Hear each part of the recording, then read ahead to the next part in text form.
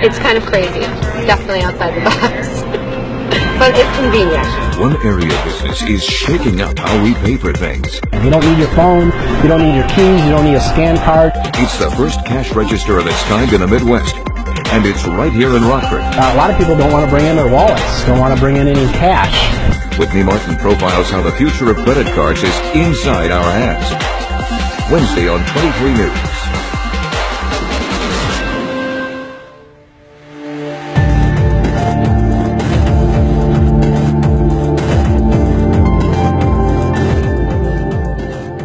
Has been bringing you continuing coverage of the global refugee crisis and the impact on the United States.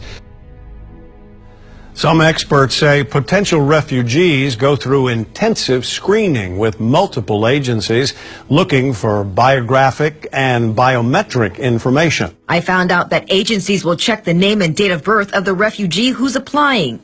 Officials will also check fingerprints, checking to see if someone has a criminal record or if they've applied for a visa elsewhere.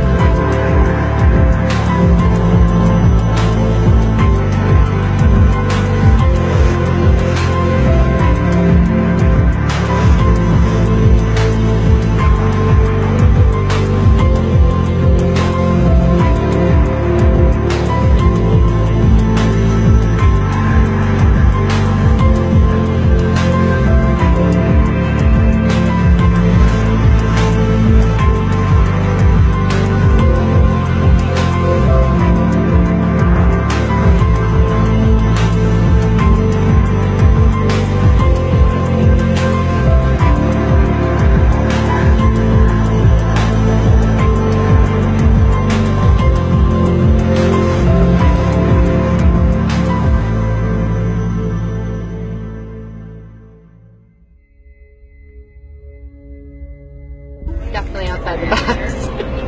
But it's convenient. One area of business is shaking up how we pay for things. You don't need your phone, you don't need your keys, you don't need a scan card. It's the first cash register of its kind in the Midwest. And it's right here in Rockford. A lot of people don't want to bring in their wallets, don't want to bring in any cash. There are challenges with privacy. How many ever worry about your privacy online? Yeah, big data is great, but of course it's a form of soft surveillance. I don't know if you saw this over here, but recently in Europe, Samsung Television warned the users of its smart TVs, did you see this? And said, please be aware that our voice recognition technology can record private conversations in your living room, and because that information then is stored in the cloud, it can be accessed by third parties. Talk about George Orwell.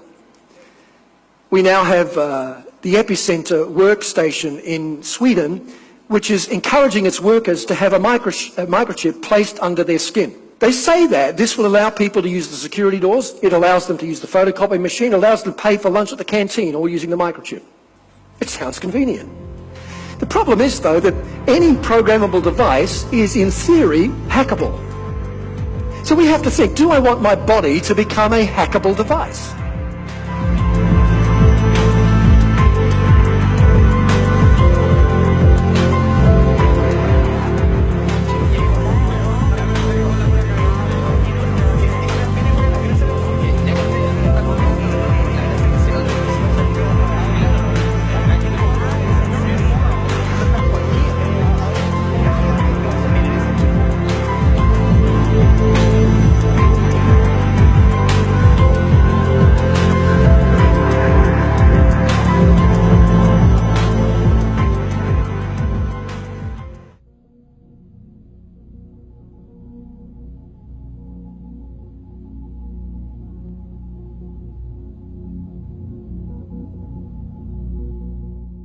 Thrown out of court, the man accused of shooting at police during a standoff at Bankers Hill shouted at the judge today. 10 News reporter Candace Crone is live with what the family told her at the hearing. Candace, this was bizarre. I stand for a new world order. Titus Colbert refused to acknowledge he understood his constitutional rights at his hearing Friday. He's charged with attempted murder on 3 peace officers and 3 counts of possession of a firearm by a convicted felon. He didn't stay for the entire arraignment because he kept shouting at the judge. I will not be subject to criminal abuse. Prosecutors say he was armed with 2 rifles and a revolver Wednesday when he shot at officers from inside his ex-girlfriend's Bankers Hill apartment. Investigators say at one point he threw 2 guns out of the window. Authorities say they found 17 shell casings inside the apartment, but it's unclear exactly how many shots were fired. The shooting led to a 5-hour standoff which prompted school lockdowns and flights being suspended at Lindbergh Field. His family would not answer our questions about what may have led up to the incident. Their only comment was, "Jesus is Lord."